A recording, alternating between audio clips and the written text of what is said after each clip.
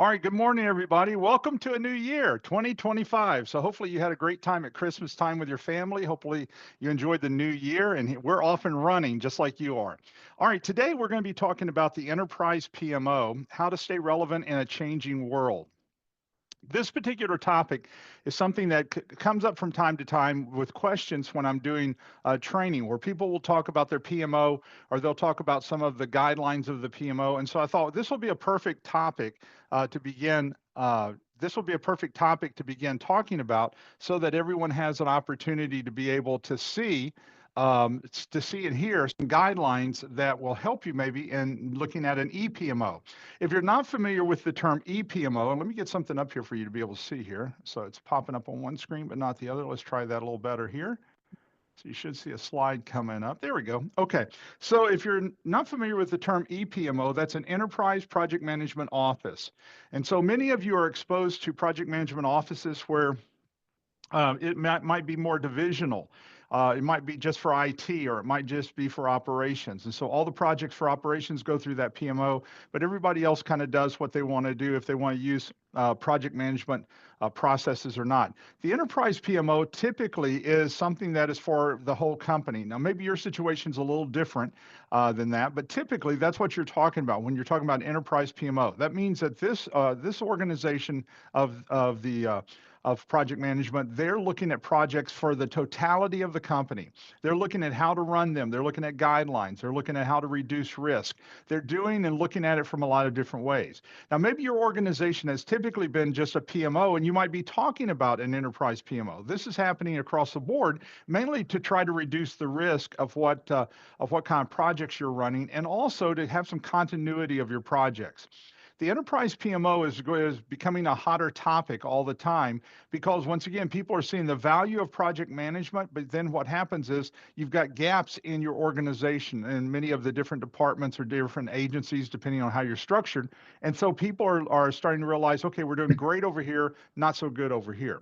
So that's one of the things that we're going to look at here. So as we talk about the enterprise PMO, that's the perspective we're looking at. A PMO that's going to be the size for your organization overall. So let's understand the enterprise PMO concept. So the definition, so department PMO, just like we were talking about, so it focuses on department. For an example, engineering has a PMO, but IT might have a PMO, but like some other department that you have might not have a PMO. So that's going to be more of a department PMO. And so they're very specific. They have specific objectives for that group. The people who are in that PMO probably are even experts in that area. So that person might be a practicing engineer who's over the PMO for the engineering, because that is the type of projects they're running. And so the engineers are experts in that one area. The ePMO is a little bit more general than that, as you're going to see, because what happens is you've got somebody who's an expert in project management, but they might not be an expert in software development. They might not be an expert in product development, something like that. The enterprise PMO is organizational wide, is the scope they're looking at. Strategic focus across all projects, across all programs. It's standardization across the entire organization. And so what they're trying desperately to do is to be able to make sure that everything about that organization is being risk reduction, including risk reduction. And also they're trying to make sure they get the highest value from the dollars that they are spending on projects. So the ePMO key responsibilities that might be just a touch different than what you're used to is aligning projects with the organizational strategic plan and goals, providing centralized oversight, resource optimization, risk management, performance monitoring, and driving organizational-wide objectives. Now, what you see sometimes with this, you think, well, wait a second, our PMO is doing that. Your PMO might be doing it for a department or for an agency, and so for IT people, you might be doing all these things, but you're not doing it for the entire company or not doing it for the entire organization. So as you look at this, what you're really trying to do is, when people go to an ePMO, is they're raising the bar on what projects they're going to be running. So this person has a seat at the table. This person has a seat at the table to where they're sitting there looking at and being able to give input on the type of skills, the type of guidelines, the type of risk, and so forth. And so this director of the ePMO is typically looked at as being just a touch higher in most cases. So let's talk about the ePMO roles, okay? The roles in an EPMO are going to be very similar to a regular PMO. It might even be the same as what you have in your organization. Some organizations have come in with a department PMO to then turn around and launch down the road potentially an EPMO as you're looking at it. So here's some of the main roles. For an example, you might have an EPMO director. And so the EPMO director is going to be someone who has a seat at the executive table. They're talking about strategic planning. They're talking about strategic resourcing. They're looking at how to position that organization so that they're going to be able to use the resources the best and drive every strategic plan, every strategic goal from that aspect. So when we talk about an EPMO director, you're talking about someone who does have a seat at that table. So they're going to look at strategic leadership, organizational alignment, executive relationships. This person is an executive typically. Maybe yours is different, but typically that's what this is. The EPMO manager is going to be more the operational side of it. This person does not necessarily sit around the table with the other execs. This person is inheriting this information from the EPMO director. And so that means that this EPMO manager reports to the director who is part of the executive staff. This person is the person who's looking at the operational side, how we're going to be able to run these projects across the divisions or across the organization. They're going to have process implementation, resource coordination. So they're looking at the doing side of it, where the director might be more from the planning side and how to drive and align with strategic plan. Now, it doesn't mean that the EPMO manager doesn't drive and align with the strategic plan either, but the point is that person is, once again, reporting to the director of this. Other roles would be the portfolio manager. Now, as you know, in project management, if all projects should be driving the strategic plan. It doesn't always seem to work that way. I'm sure your organization's different, but they should be driving a goal or a component of the strategic plan. So a portfolio manager is really looking at how the money is being distributed in that organization. And so typically, when you're looking at a strategic plan, that's normally the highest level, strategic plan, which are those goals. And then normally you have a portfolio underneath that because the portfolio is deciding how we're going to distribute the money. And then normally you'll have a PMO underneath that. And then under that is where our projects are, okay? So we see those layers. A portfolio manager is looking at the finances. They're looking at the projects from a return on investment. So if we're running projects just to solve problems, then we're going to look at it differently than we're trying to roll out a brand new product or a brand new initiative. So the portfolio manager is looking at the value. They're looking at the return on investment. They're looking at what this project is going to bring back to us. So project prioritization, resource allocation, strategic alignment, this person eats and breathes these 3 bullet points. And what the thing is that's the reason why our business cases so many times, which is before our projects, that are justifying why we should do one project over another. The reason why that business case is so important is because they're looking at it and presenting the financial side to this group of executives, and portfolio managers one of those, and they're looking at the highest priority or the highest return on investment should be the first one that they're doing. The program manager, on the other hand, would be multi-project coordination, benefits realization. They're trying to drive to make sure we get those that type of return on investment, stakeholder management. And so once again, you can see how we're drilling down with some of these various roles here. Now, the project manager, and this is where most of us live and breathe, they're project delivery. They're assigned to a project or a slate of projects. And so they're working with a team. They're working with scope, change orders, the whole deal that most of us are working with, unless you're putting on the agile hat. And then what happens is you're working with iterations, iterations and sprints, and you're trying to deliver something with that methodology, which is fine. But the project manager is going to be the person who is really down in the weeds with everything else. Now, the EPMO analyst, I don't know how many of you are business analysts that might be on this call as well, but the business analyst position is actually taking a little bit of a different focus. Many of you have seen this as we've done some training for Kansas on this as well, is the EPMO analyst that many organizations are doing, they're bringing that business analyst up to the level of the executives. And what they're doing is as they're looking at the strategic plan and they're looking at how to be able to resource this with the EPMO director, like we were just talking about, they a lot of times will have the analysts there to do some of the initial research for this. And so you're starting to see a much higher position for for the business analyst. And so that's the reason why you're seeing it at this level. That he or she is actually doing a lot of the research of which project is should be first, second, third, and so forth. And they might even be involved in the risk analysis from that level. Now, that doesn't take away from your individual project risk analysis and all those things. Obviously, you're going to be doing that as well. But they're looking at it from a slate of projects on which one, what priority they should be in. So data analysis, performance tracking, reporting, this is your official researcher at that level to decide and help make recommendations of what the ranking and pecking order of those projects should be. And then the EPMO coach and trainer. This might be a new position for you. The EPMO coach and trainer, this is those of you who are working on the Agile and the Scrum side, maybe you have seen and worked with an agile coach. That's very similar to this. So a coach and trainer at this level, the capability development, methodology, training, best practice sharing. This person is doing really basically the same thing. They're just another step higher because they could be coaching the actual directors and executives at that level. Most of the time, though, what happens is a lot of their initiatives they're dropping down into the program and even further into the project level. This is a great role. A coach might be different than a trainer, even though I've put them together here. Your coach could be somebody who has a lot of experience in this area. So they're not driving a project, they're helping work with the teams. Because as you've got more and more new people coming in, more and more people who have less experience in project management, that's the reason why a lot of times people will use the coach because they're able to attend the meetings, make some recommendations, and coach them through some of the items and challenges that they have. Training would be the actual development of people.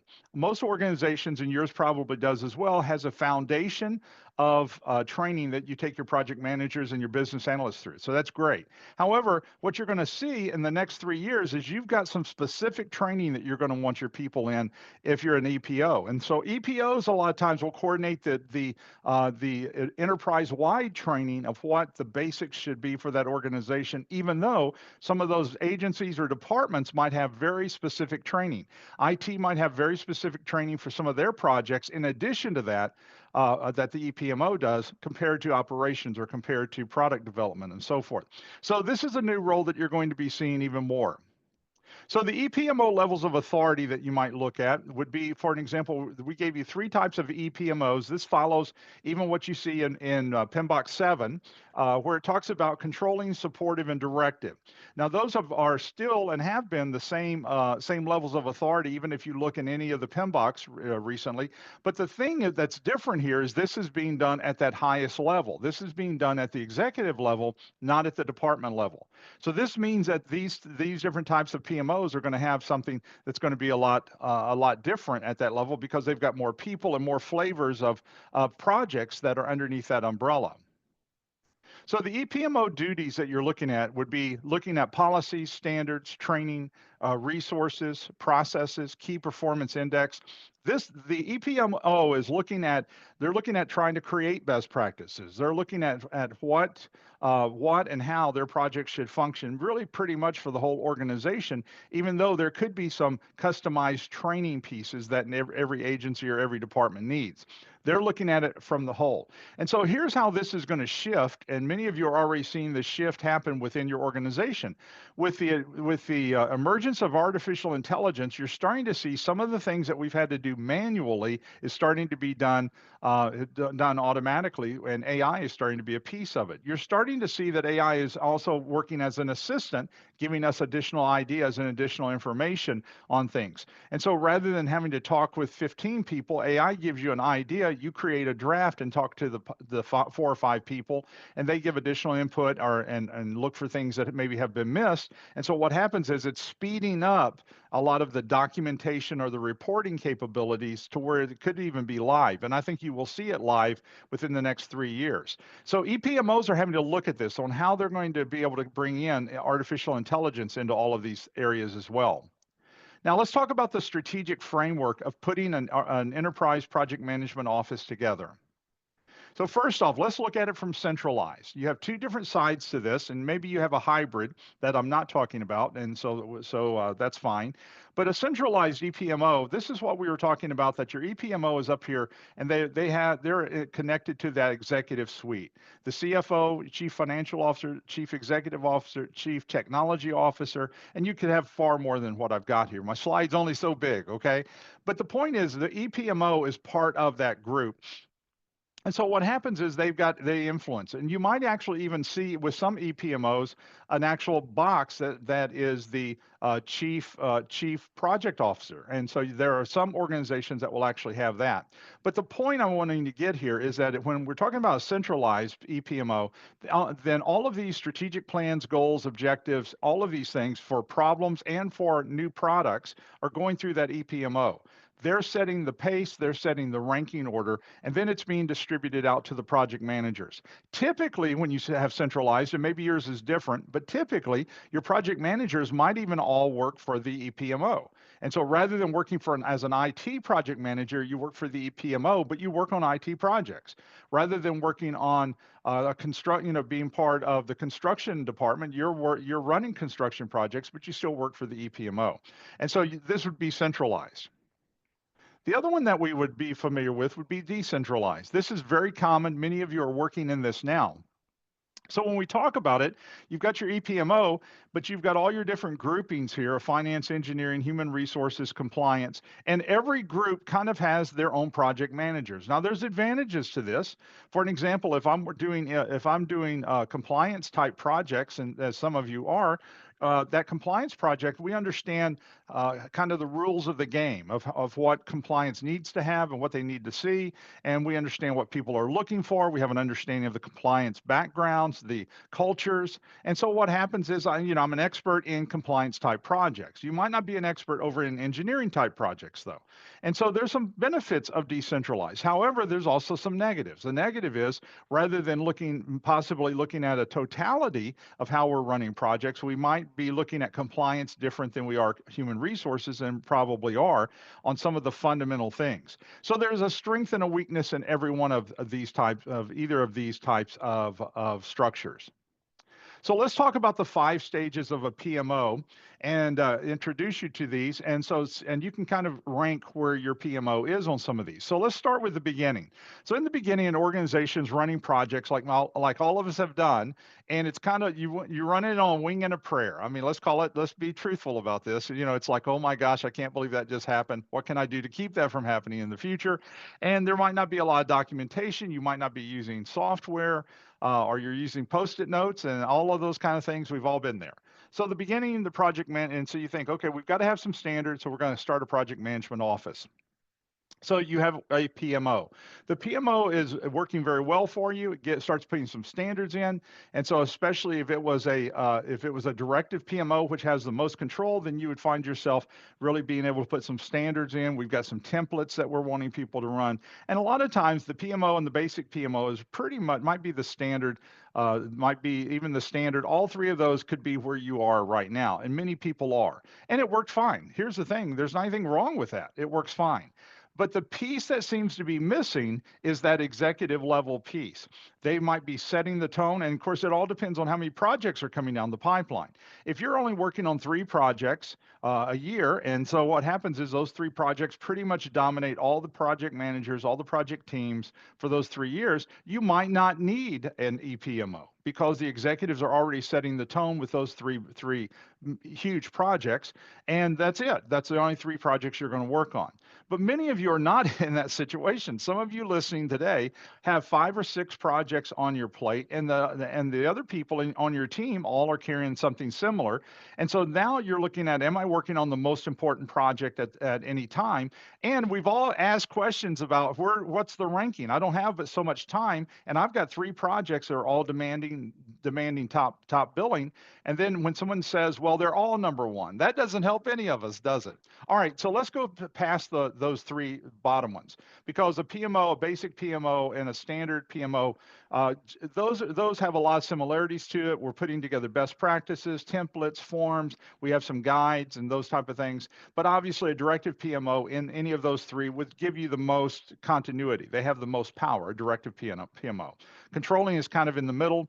And so the point is you're wanting something to be able to control these projects. When you look at an advanced PMO, you actually have a strategy from that PMO of how we need to do projects and how to get everybody doing projects in the same way. Now, let me share something that I heard one time. One of the guys that was in class said, hey, I had a vice president tell me, we're not going to do any of the project management stuff right now. You can do that on other projects. We don't have time to do all that right now. So just don't do those things and let's get this project out the door, and then we'll start doing project management. That's a problem statement right there to come from an executive. And the reason is that executive does not see the value of project management. They're looking at it as busy work. And the purpose for a PMO is so that people don't look at it as busy work. You are trying to control the craziness that we all have in project management all the way through that project as much as possible. An advanced PMO sees that. And so to have someone who wants to turn project management on and turn project management off, we've got problems with that. And the reason behind that is because we don't see the value and we look at it as busy work. And so you want to get rid of that mindset. And then the center of excellence would be the epitome that we would all have. And that is to where everybody looks at it through the project eyes. Your executives, when they sit down, they look at through project eyes. What's this going to do to our resources? Do we have enough resources? We just can't say yes to everything. That doesn't work. So we find ourselves having to evolve to some of these. So many of you might be in those first three, PMO, basic, or standard. Many of you might even be in the advanced level. Many of you might even be in the center of excellence. If you are, God bless you. That's awesome, because you're literally influencing everything about it. All right, so let's look at a couple of definitions that might help you a little bit. Vision statements for the PMO, EPMO. So a vision statement outlines the future state or long-term goal of the EPMO, and it aims to achieve, and it is really aspirational. So sometimes we struggle between the vision statement and other statements, the mission statement, and so this is more aspirational. And so it's kind of like if you've ever heard, watched any of the shows and people say, what's your goal, to feed the world, that's very inspirational, very aspirational. But the point is, it's a lot of stuff to be able to feed the world, feed all the hungry. The purpose, it serves as a light, guiding light articulating the ultimate impact or value the EPMO seeks to deliver. Its focus, it is forward looking. It focuses on the why and what the EPMO aspires to become or achieve.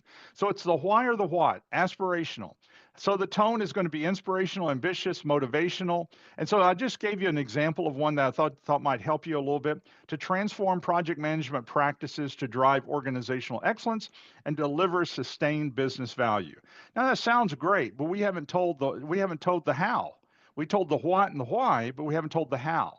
And so what you're looking at here underneath this is where we're going to now break it apart into the how we're going to do some of these things. So vision statements, you have key components for any vision statement. It's going to be aspirational, like we said, future focused, emphasizing the ultimate impact. It usually is set for a long-term direction, where we're going to go and how we're going to be there long-term. That's what you're looking at with that vision statement. So an example of EPMO vision statement: to drive organizational excellence by aligning projects and portfolios with strategic objectives, delivering value through innovative solutions, and fostering a culture of transparency, collaboration, and accountability in project management. Now, here's the thing that's so crazy about this. People will work forever, for weeks, to come up with an EPMO statement as they're setting up their EPMO, and then they drop it because it looks nice on a piece of paper and somebody signed off on it, but nobody really understands these are anchors that we should be striving for. All of our metrics should be driving ultimately to some of these vision statements that we have. We're going to have a mission statement too, but some of these vision statements, are we fulfilling this? So here's a definition of the mission statement that we look at for an EPMO. So a mission statement is operational. So one is aspirational. That was your vision. Now you have your mission statement. This is the how. It describes the EPMO's purpose, specific role it plays in the organization. The purpose, it clarifies the EPMO's primary responsibilities, how it supports the organization, the methods it uses to achieve its objectives. See, the mission statement is the how. It's going to give you some anchors to be able to drive some of those aspirational comments that you've done. So the focus, it's focused on how and what the EPMO will do to fulfill its role.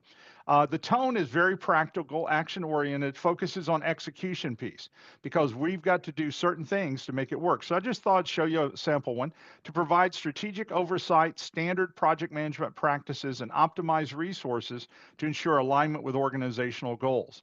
Now, I tried to pick something that I know aligns very well with PMI's viewpoint.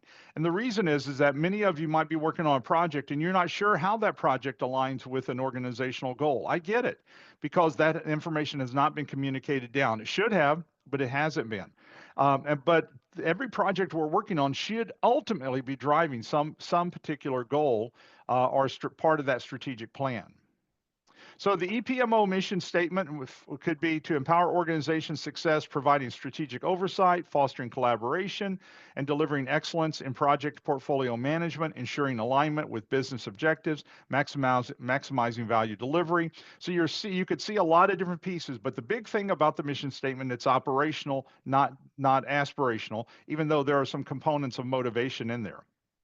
All right, so comparing the two, a couple of things just to keep in mind. So when we're talking about vision, you're looking at the aspiration compared to the mission statement, which is operational. The purpose describes the ultimate goal or impact compared to mission, which defines the specific purpose and role. The time frame, long-term in vision statement. On the mission side, short-term or medium. Tone is going to be inspirational, idealistic, vision is part of the vision, and then practical and focused is going to be your mission statement. And the guiding question is, what do we aspire to achieve? Under the mission statement, how do we achieve our purpose? And that's why they're so different here. So let's talk about methodology integration.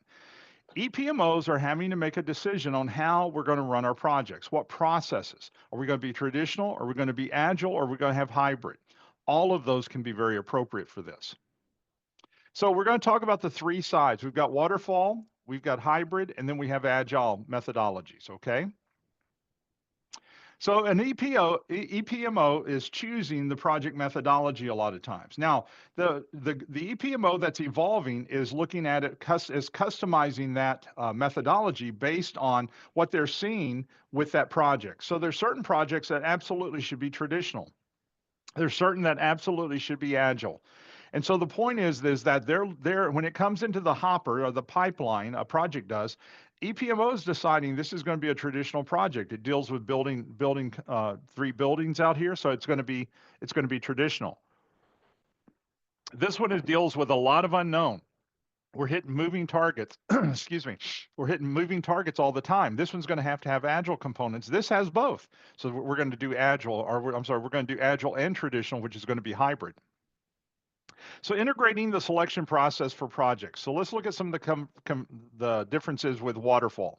So you're talking about upfront planning. It has a well-defined scope. It's linear delivery, heavy documentation. The project manager is typically the person who's accountable, and delivery totally at the end of the project for the most part.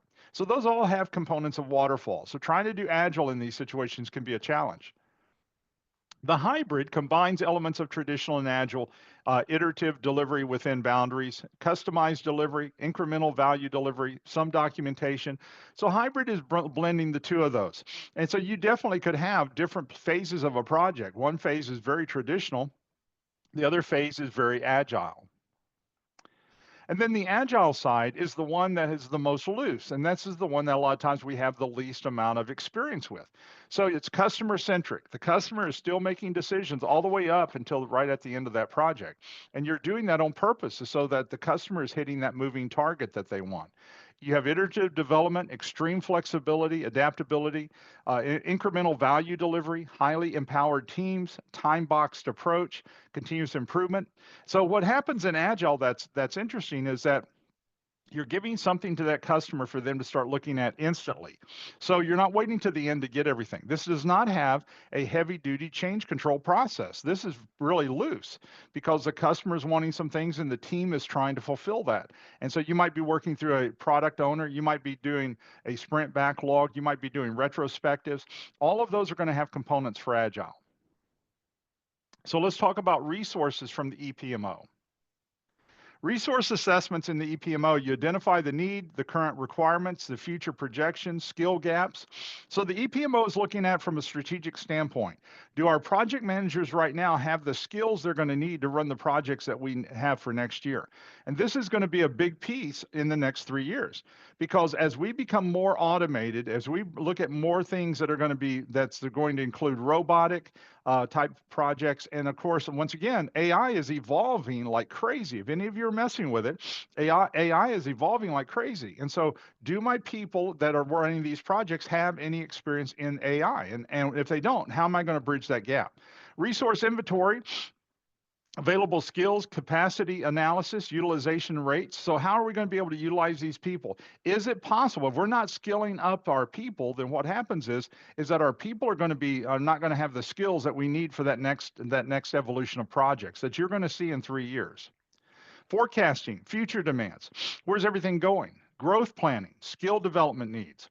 And if you're listening here and your company's not taking you through upskilling, you need to be taking yourself through upskilling because you are making sure that you have the skills to be competitive, not only where you work, but any place you work. You've got to take that obligation onto yourself. Also, look at resource development strategies. So let's focus on it a moment. So, as you're looking at this, what kind of training programs are there? So, we know that there's going to be standard courses and specialization tracks and certification paths. Many of you have done PMP, and many of you did the PMP through us. We've got the Agile Certified Professional this year. We're offering one this year, and so if you're interested in picking that up, that's one. So many organizations have this. Nothing wrong with that.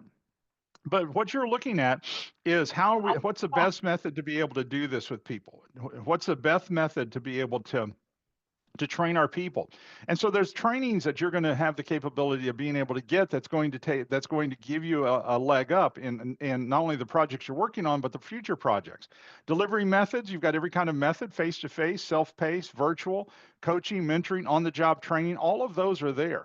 The main thing I'm wanting to emphasize here is that the time when you need these skills is not the time that you're going to now start going to training. You're going for training prior to needing those particular skills. And then certification strategies, internal certifications. Many organizations have actually created their own. The state of Kansas is one of those that we've helped with. And so they have their own project management certification inside the state. They have their own business analysis certification inside the state. And so we help them design it. We administer it for them. We conduct the training for them, and then we administer a test that we wrote for their internal certification. It mirrors a light mirroring of the PMP certification, but many companies do that so that you are state certified. Tool specific training. Some organizations have chosen one tool over another tool just because of security, just because of its functionality. Maybe it's broader in a sense. Let's look at some benefits, challenges, and operational aspects of the EPMO. So let's go back to strategic. Remember, your EPMO has a voice at the table. They're sitting at the table with the executives. So strategy is going to be a piece of that. Strategic alignment starts very easily with an EPMO because they know what the strategy is, what that strategic component is. And so they're going to be using it and working from that point. So new product development, problem resolution, business goals, any of those are going to be easy to be able to walk out the door knowing this is the new product that we're going to promote, or this is the problem we have, or these are some new goals where we're trying to pick up another group of customers. Resource optimization, you're looking at it internally here. So here, centralized oversight. So depending on what your structure is, your PMO is looking at how to be able to use the resources that you have. So let's go give you an example. So in the next 3 years, you're going to see a new group of people being hired by your company, and those are data scientists. Why? because AI is going to have to get behind your firewall and work in your organization eventually. Now, a lot of people don't like that. A lot of people are scared of it. All those types of things. I get it, but eventually it's going to be there. Just like the internet eventually was there for everybody, is now there for everybody. You're going to see AI right behind the firewall if it's not already. And so you're going to have somebody who's working on it. You're going to see data scientists. You've never had that role before, but you're going to see a lot of these. Reduced redundancies. The EPMO is trying not to have the same people doing the same things. If all of us have the same skill, then that's fine, but we need some specialized people who are going to help in some of these. And then efficient allocation. Are we using our people the most effective way? And sometimes we do, and sometimes we don't. But the point is that the EPMO is looking at it through the organizational, the macro eyes of how we're using our people. And then enhanced governance, standardized processes we've talked about. Are there any certain types of quality control? Well, quality is going to even change because once again, as new technology comes, then we're having to look at it through different eyes, new capabilities that are there. And then compliance. Compliance is going to change. Many of you are going to be working on a project putting AI in. That's going to be one of your big initiatives. You've got to determine how we're going to comply, how this is going to comply with everything else our organization does. Well, you're going to be working on guidelines of what people can and can't do with AI at your company. It has been so much fun this past, just before Christmas, I was doing a seminar on artificial intelligence in project management. And so I had 26 Ukrainian project managers that were there and part of that group. But we had several people who already have AI in their company and they're already using it in the area of projects. And it was so good to hear real live stories of how and what decisions they had made on how they were going to use this. Common challenges that we have to watch out for. One of those is resistance to change. People think, well, the way we are is the way we'll always be. We all know that's not true, but it's part of our natural resistance to some of these things. So you've got cultural barriers, established practices, individual preferences. And so, of course, we do. We have certain things that we want and certain ways we want it. But an EPMO is an office of change. They are creating change in how we view projects. They're creating change in how we do projects in some. Organizational issues, increased bureaucracy, cultural misalignment, resource constraints, organizational silos. We've done it this way for all these years, and I'm not planning on changing. Well, that's a wrong mindset because everything's changing.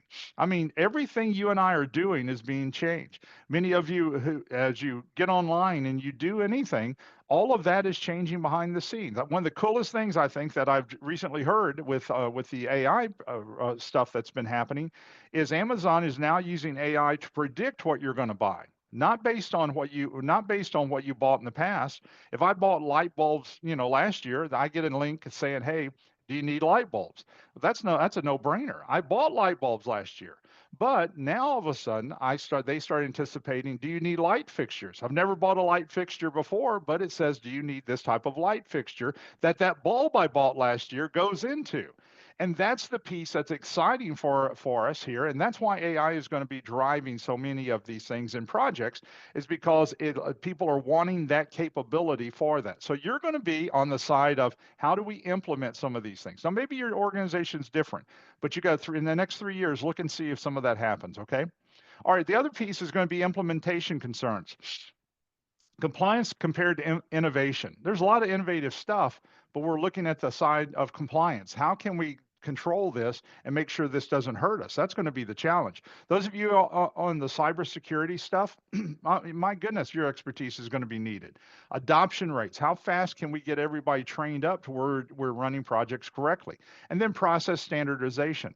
If we're doing everything on a wing and a prayer, then all of this might seem foreign to you because your organization just kind of has that willy-nilly approach to projects. And so that means that your projects are probably not as efficient as they could and need to be. On the operational side, you also have some of this as well. Improved performance monitoring. One of the coolest things that I was looking at recently was how to be able to automate a lot of the silly stuff that we have spent so many hours in trying to find out how the projects are going, not only on ourselves, but even our vendors. And you're starting to see some tools come out with some of this, and you'll see that even more so in the next 18 months to 3 years, because some of these tools will be automated. I no longer have to call you as my vendor, or you have to call me as your vendor to find out what's happening on the project. You literally can punch a button and know exactly what's going on with that project.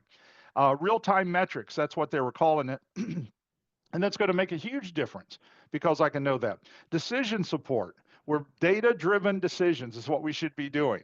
Now, let me say it again. Data-driven decision making is what we should be doing.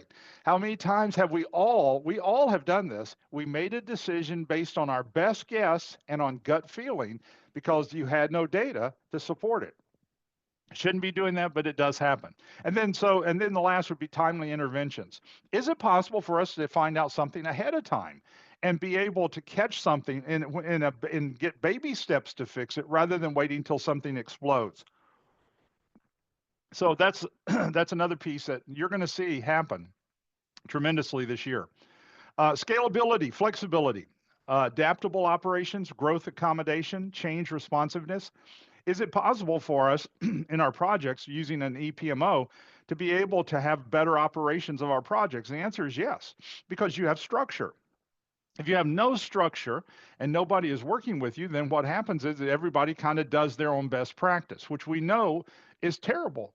So if we've got best practices, then we're governing it. And you say, well, wait a second, what about agile? Agile, you still have best practices you're following. You still have a box. You're running in iterations. You still do certain things in iterations. You still have roles and responsibilities. So you do have structure, but you've got that structure there on purpose so that you've got flexibility within that structure.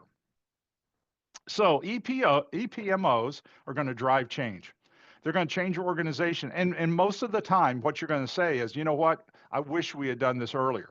But many of us had to mature. Our organizations were not there yet. So they had to mature in a lot of these different pieces. So one of the ways to be able to drive some of that change, if you're a new EPMO or if you're one that's been around, is just to double check, do you have project standards?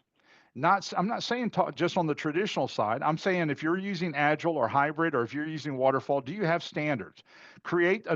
You're creating organizational change. People are using projects to drive change. And so your EPMO is going to be in the heart of all of that change and the heat of that change as well. And then can we institute that project education? Now, you've got an interesting choice here that other generations have not had. You've always had face to face. You've got face to face. You've always had e-learning and those type of things, self-paced learning. But here's the thing: those of you, if as you're looking at AI gives you the capability to be able to customize some of that training for some of your people. And if you're listening to me and you've not started experimenting with it with yourself, you need to do that.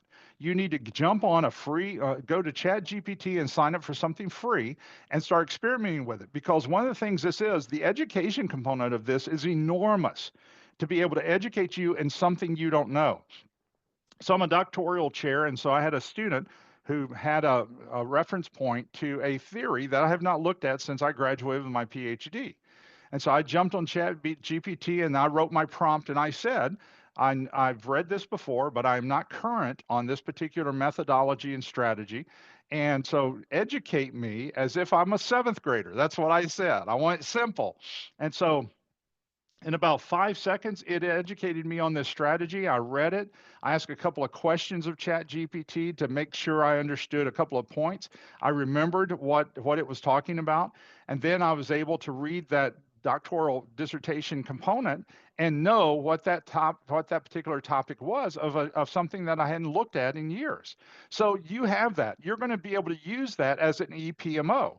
This is going to be one of your greatest types of advantages in being connected to it is the ability to train your people.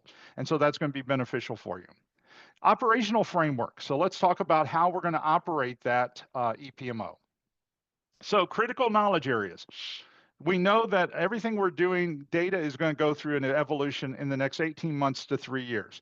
And the reason is because data, we're going to look at standardized data, how we've got it in our system. And then, as you know, you have a lot of unstructured data that's going to need to be looked at as well. Data is going to be huge for people to be able to pull this together. So project methodologies, best practices, lessons learned, process documentation, all of these are critical knowledge bases.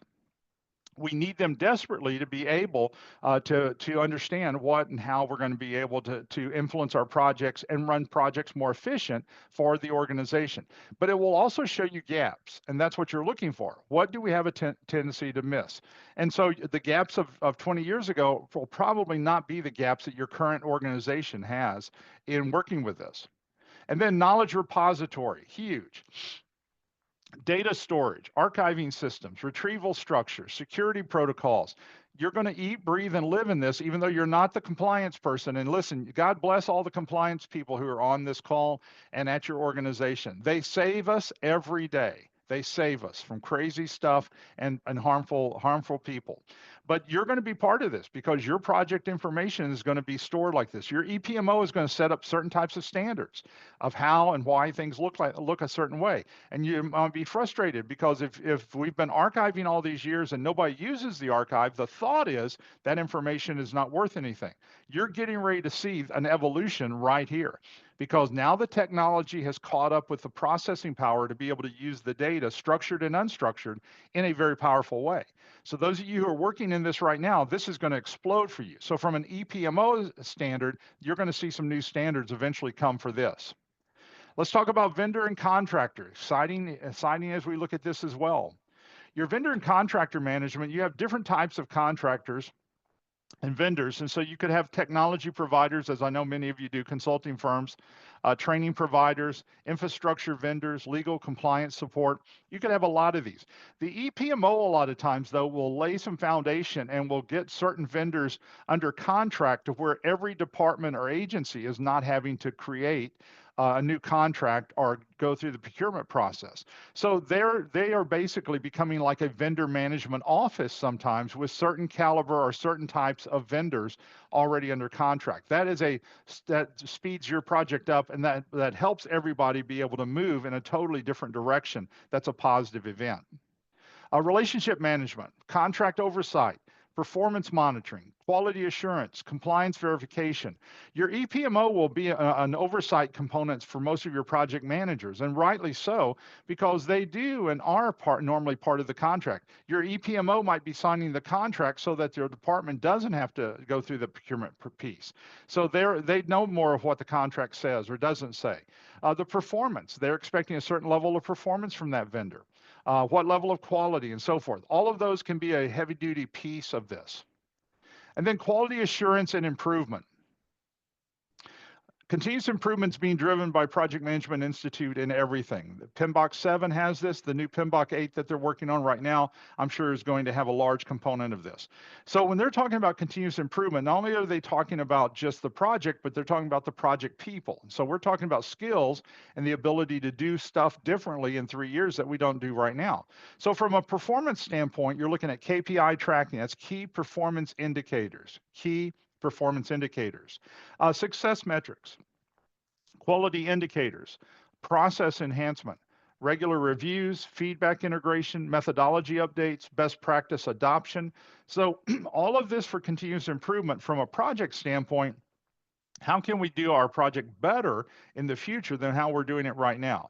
Can we be more efficient in what we're doing? All right. Now let me bring this to a close here and talk. Don't get off yet. I want to share with you a couple of exciting things, okay? So here's what our webinars are going to be looking like for the next few months.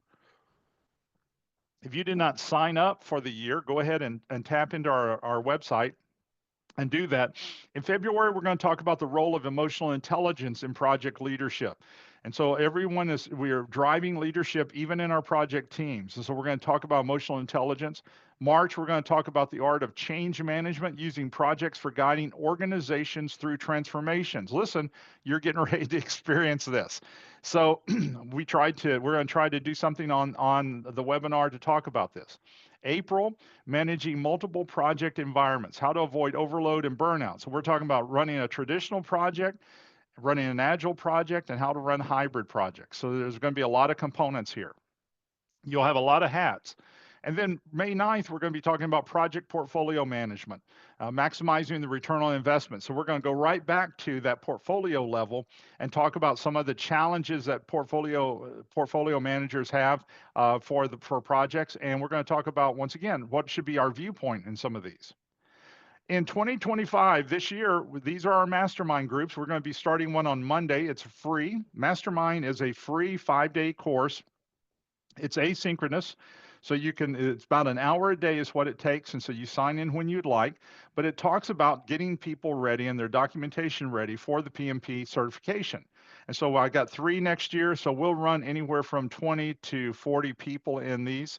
And so it's free. I've got some videos that you'll do, and it helps you kind of get to looking at the application in a certain way and start some preliminary preparation toward getting your application in for the PMP certification. Also, by attending this, you automatically get the best discount that we have on our PMP boot camp if you choose to do that. And so it allows you to do this. But even if you don't come to us on the PMP boot camp, attending this is still going to let you start thinking about the PMP process. And then in January, this month, in just a couple of weeks, or just in next week, you will get your first called AI Simplified newsletter from us. This is about artificial intelligence. And so this is going to be a monthly newsletter. It focuses on different aspects of artificial intelligence in different type of project situations, okay? So this first one that you're going to be getting lays the foundation of artificial intelligence. So if you don't know anything about it, then it's going to be a great read for you. This one is probably one of the longer ones. It's going to be about 15 pages, I think. And so this is going to allow you the opportunity to be able to read it and kind of get some structure of what artificial intelligence is. And then what you're going to be able to see is you're going to have an opportunity to be able to, in February, you're going to have an opportunity to be able to learn how to do prompting. For those of you who are already working with AI, I've written that newsletter on how to build the best type of prompts, so best practices in prompting. And so each week or each month, we're going to take a different aspect of AI this year and be able to feed you a small component of it and give you some sample prompts in February to start with and show you what the output is. So I've got some templates in there of what that prompt created so that you can actually see real live situations for that. So that's going to be an AI simplified newsletter. So we're excited about that. I hope you are when you get this later this month. And then our 2025 non-PMP public seminars. So we're going to be offering some non-PMP seminars that are public. The first one is in May. We're going to be offering a 2-day hybrid class, and it's going to be virtual. In May 5th through 8th, we're going to offer Agile Certified Professional. So this is the Agile certification through PMI. They have switched in the material to 4 days, and so the material will come from PMI for the Agile Certified Professional, and so that will be virtual as well. And then May 21st through 22nd is unleashing the potential of artificial intelligence and advanced prompt engineering in project management. So in May 21st through 23rd, this is a hybrid class. So let me explain what that means. You're going to have 2 days instructor led. So 2 days I'm live with you like I am here, but day 3, which is advanced prompting, is going to be an e-course. And so you're going to be able to tap in. It's going to be asynchronous. You're going to be able to tap in and watch that last day on your own. And so we'll give you a month or 2 to be able to get that under your belt. So it's really 2 days live, and then the 3rd day, you're going to work that time in. But this is on artificial intelligence. We're going to start, you're going to experiment with it. You're going to tap into certain types of tools, and we're going to talk about what one tool does compared to another as we walk through some of the different project management components. And then for those of you who are looking to do the PMP, we have 6 this year. February will be our first. We're running a 97% first-time passing rate with our PMP. PMI says that 60% is the typical level, so we want to encourage you to do this. All of these are virtual, so you can tap in from anywhere in the world to be part of this and get this all under your belt. and finish with you. And then last piece of this I want to give you is, use us as a resource. Don't hesitate to write an email to us. Don't hesitate to put a call in. If we can help you in some particular way, we're doing it. We tap in, and it might not be that you're booking anything. Maybe you're just trying to do something with a project and you're asking for some suggestions. I'll be glad to give you some suggestions. Right, wrong, or indifferent, I'll give you some suggestions of some of the things that comes to my mind anyway. Now, as we finish, what a great year we're going to be having. And so let me thank you so much for being part of this and being on board with our webinars. And so I wish you well this year. I hope everything's going well for you with your projects. And so I look forward to seeing you next month. Okay. Thank you so much for being here. God bless you guys. Thank you again for attending this. You'll never know how much I appreciate that. So God bless you guys. Have a wonderful day. See ya.